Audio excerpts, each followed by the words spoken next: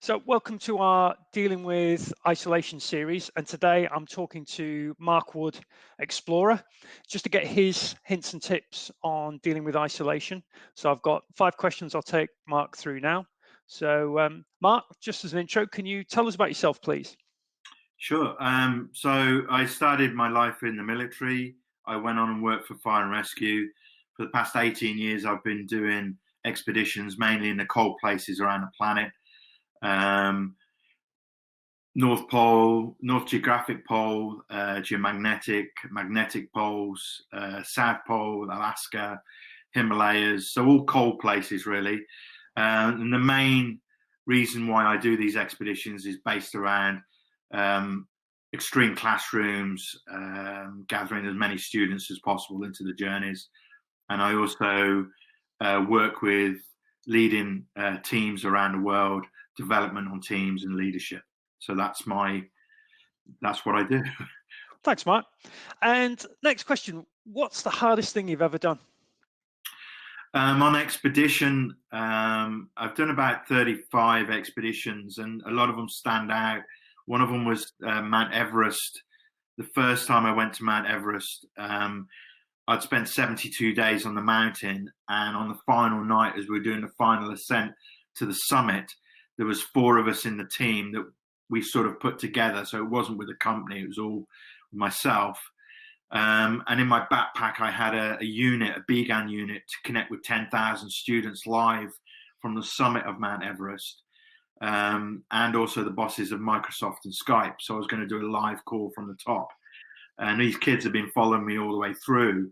So on this final evening, when we did the ascent, it was minus 45 with a 50-mile-an-hour side wind.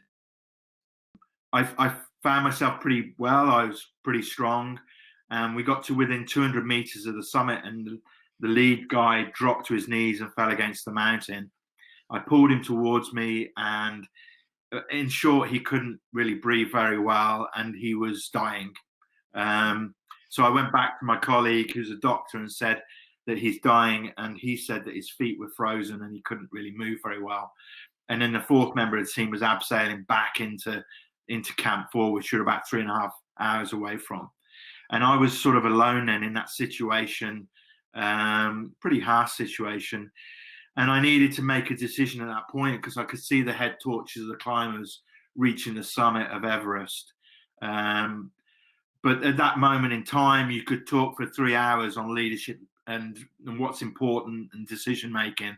But what I did was I just realized that a person's life was more important than summiting a mountain. So I aborted the expedition there and then. For 3 days, we got him back to base camp, walked him back to his family in his village. Everybody on our expedition survived, which is not always the case. And the most important thing for me was the reaction from the young people who were expecting to see me at the summit. And they learned more about that one act than they would have done about me waving a flag at the top of Everest. But on reflection, height situation that really defined how I run expeditions. That's incredible. Thank you for sharing that. Next question, what's the longest period you've spent in isolation and how did you cope? I trained for about 3 weeks at a time in Svalbard, in Spitsbergen, for a solo expedition to the North and South Pole in 2010 and 11. And then 3 years of training and getting everything together, I was then dropped off at Hercules Inlet, which is on the west coast of Antarctica by the glacier. And I then proceeded to do a 612 nautical miles or 700 roughly statute miles towards the geographic South Pole on my own. And at that point, no one knows what solo is like until you are watching the plane disappear away from you for the next, few weeks, months, or whatever it is. And over that 51 days that I was heading towards the South Pole, I was totally alone with a 360 degree of a white horizon. I took an iPod with me. I lost the iPod on the 4th day. I had 47 days of complete mental and physical isolation. And I needed to cope. And I coped by taking my brain, my thoughts outside of the journey and into classrooms, into decorating my house, into guiding other expeditions and anything that wasn't white in the Arctic. Um, so yeah, a very psychological journey. And I spoke to a friend the other day, and he said, "Would you take more iPods next time?" And I said, "Well, yeah, I'd take like 10 iPods." And but I think because of my lapse and losing that iPod, it became a very different journey for me, and I was actually blessed to do that journey because it gave me a different side of who I am and what life's about. So. That's fascinating. Thank you for that. So, given that, what I'm asking for is your top 3 tips on dealing with isolation. Okay, I've written them down, but I do this anyway. I mean, it's as soon as the day one kicked in, I was like, "Well, I'm doing this anyway," because I work from home alone, and I think whether you're in a prison cell, whether you're crossing the Arctic, or whether you're at home with your family, these rules apply. The first thing you need to snap into straight away, and people who work from home anyway know this, is routine. Routine allows you to have structure as an animal and allows you to think and progress and cope. So, routine is so important. I mean, have your slack days. So, have a pizza, watch a film on a Friday night with your family, do that sort of stuff. But to allow you to progress, routine is absolute paramount in this. The second thing is, I went to the North Pole in 2016 with 2 guys, and we're all big guys, and we slept in a tent together for like a 4-week period, and we all were absolutely aware of our own space within that tent. If we were putting kit on each other's areas, then it can be funny to start off with, but after a while, it can be war basically. So space is so important. Um, for families, for working within a normal business anyway, and just having respect for each other and each other's space. That joke that you tell at the start can really deepen inside of somebody right at the end. So you've got to be aware of what you're saying and how you're being with people within a close sort of area. So that's the second one. And then the third one is basically stay healthy. If I cut my finger, a little paper cut, say, on the way to Antarctica, people think because you're in the cold, then it won't fester, but we wear gloves. So it's probably the worst place. And that festers, you then get sort of septic, it will go black, and that's the end of the expedition because you can't move your digits.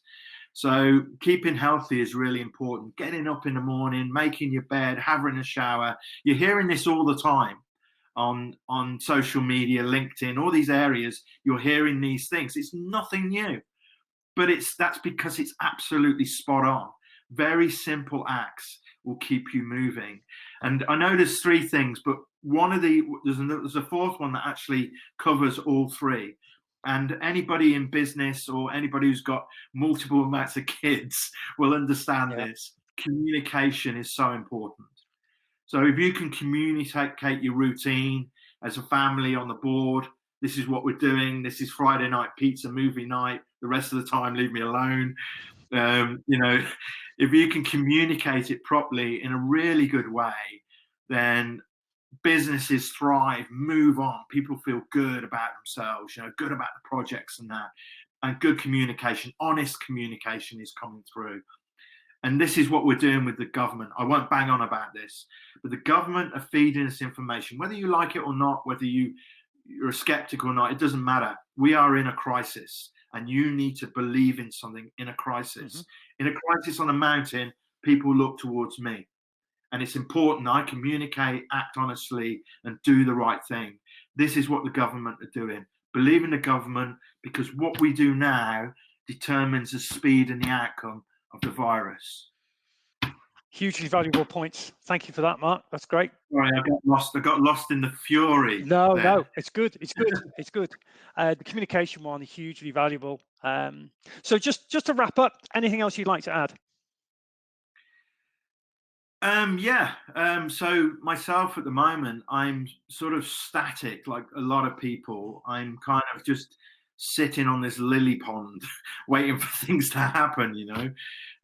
So I'm preparing my next expedition. I'm writing new books. I'm doing loads of things, and I'm waiting for companies and individuals to build themselves up again. Because I understand that everything that I do is based around other companies thriving.